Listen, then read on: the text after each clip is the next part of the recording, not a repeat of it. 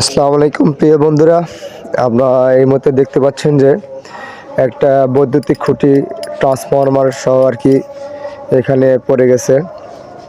তো এখানে আপনারা দেখতে পাচ্ছেন একটা বিষয় যে নদী ভাঙনের কারণে এই ক্ষতিটা অবশ্য হয়েছে পল্লী বিদ্যুতের। দেখেন আপনারা ট্রান্সফরমার সহ পড়ে আছে, দেখেন মাটি কি এখান থেকে সরে গেছে। আসলে এটা কিন্তু একটা চর, এই চরের ভেতরে আর কি নদী ভাঙন, দেখেন মিটারটা সহ আর কি ভেঙে আর কি কীভাবে পড়ে রয়েছে।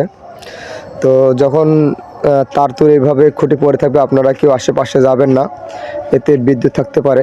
আপনারা সবসময় সতর্ক অবলম্বন করবেন। আর এরকম সমস্যা হলে আমাদেরকে অবশ্যই ফোন করে জানাবেন। দেখেন ট্রান্সফরমার খুঁটি সব কিছু কিন্তু এখানে পড়ে গিয়েছে।